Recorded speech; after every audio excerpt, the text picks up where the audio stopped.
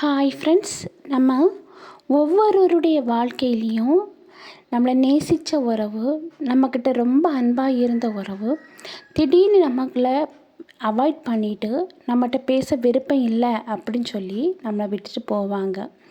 இதை நினச்சி நம்ம வருந்திட்டுருப்போம். இப்படி பேச விருப்பம் இல்லை அப்படின்னு சொல்லிட்டு போனவங்கள நினச்சி வருந்தாதீங்கங்க. இதை மட்டும் செய்யுங்க.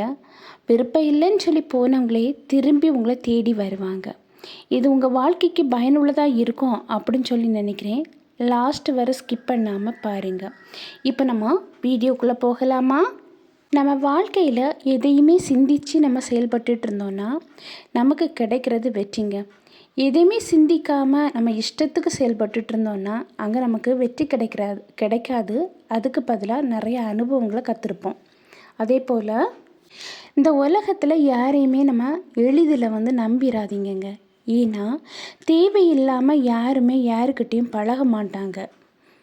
நிறைய பேர் வாழ்க்கையில் பார்த்திங்கன்னா நிம்மதி இல்லை அப்படின்னு சொல்லி நிம்மதியை தேடிகிட்டே போவாங்க. ஒன்றே ஒன்று, நிம்மதி வேணும்னா நம்ம ஆசையை குறைச்சி பாருங்க. நம்ம ஆசையை குறைக்கும்போது ஆட்டோமேட்டிக்காகவே அங்கே நம்மளுக்கு நிம்மதி கிடச்சிரும். அடுத்தவங்க நம்மளை பற்றி என்ன நினைப்பாங்க, என்ன எண்ணுவாங்க அப்படின்னு சொல்லி நினைக்கிறதுலே நம்ம வாழ்க்கை பாதி போயிடுங்க. அடுத்தவங்க நம்மளை பற்றி என்னதுமே நினச்சாலும் ஒன்றும் இல்லைங்க. நம்மளை பற்றி என்ன நினைக்கிறோம் அதுதாங்க முக்கியம்.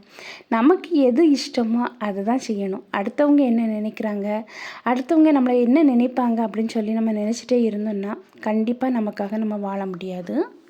நம்ம வகுப்பறையில் நிறைய பாடம் படிச்சிருப்போம். நிறைய புத்தகத்துலலாம் படிச்சிருப்போம். ஆனால் அந்த புத்தகத்துலலாம் படித்து தராதது நம்ம வாழ்க்கையில் அனுபவம் நல்லா நம்மளுக்கு படித்து தந்திருக்கோம். இது உண்மைதானே? பெரிய ஊரே நமக்கு துணையாக இருந்தாலும் கட்டுன மனைவி உங்ககிட்ட துணையாக இல்லைன்னா அது ஒரு பெரிய அனாதை அப்படின்னே சொல்லலாம். நீங்கள் நேசித்த உறவு, நீங்கள் பாசமான உறவு இப்போ உங்கள்கிட்ட பேச விருப்பம் இல்லை அப்படின்னு சொல்லி போயிருக்கா? நீங்கள் அதை நினச்சி வருந்திட்டு இருக்கீங்களா? வருந்தாதீங்க. ஏன்னா இன்றைக்கி நீங்கள் ஒன்று இழந்துட்டீங்கன்னு வைங்களேன், அதை விட பெஸ்ட்டானது, அதை விட நல்லது உங்கள் வாழ்க்கையில் இன்னொரு ரூபத்தில் வரும். இது உண்மை.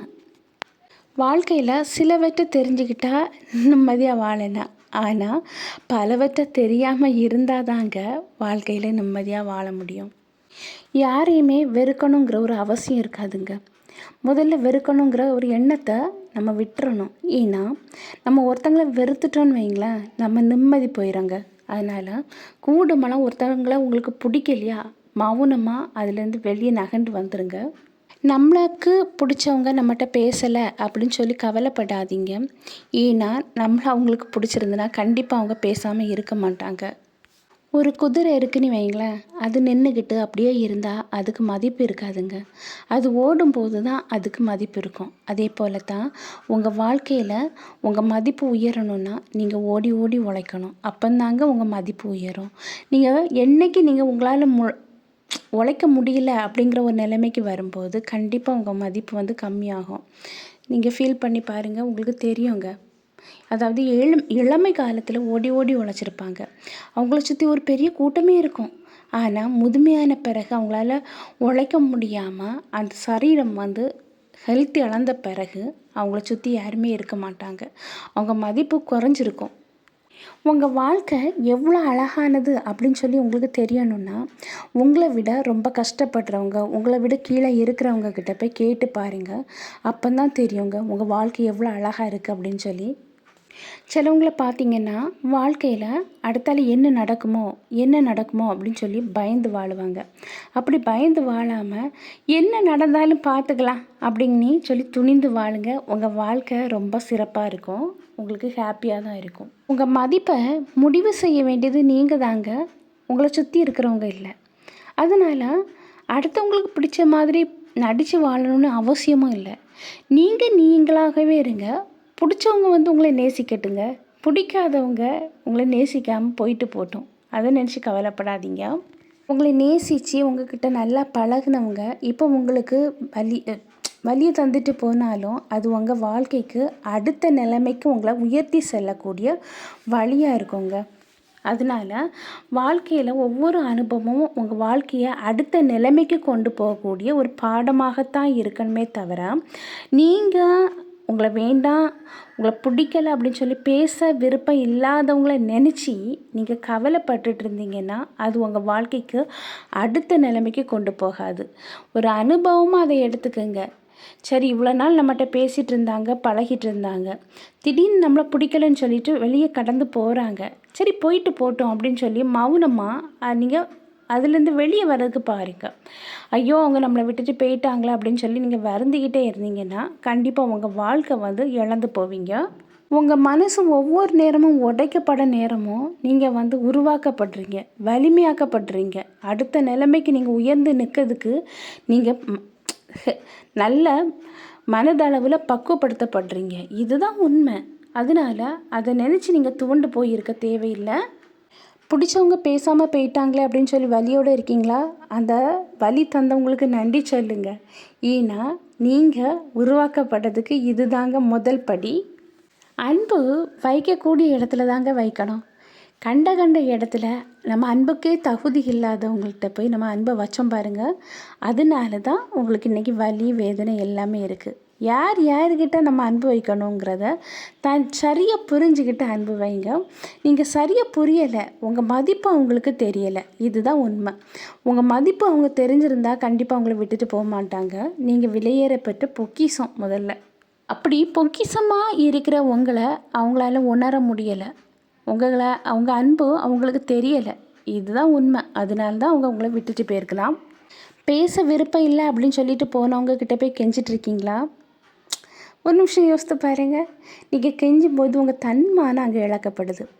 உங்கள் தன்மானத்தை இழந்து தான் ஒரு உறவை நீங்கள் தக்க வச்சு கொள்ளணுமா? கொஞ்சம் யோசித்து பாருங்கள். தன்மானத்தை இழந்து தக்க வைக்கக்கூடிய ஒரு உறவு நமக்கு தேவையில்லைன்னு முடிவெடுங்க.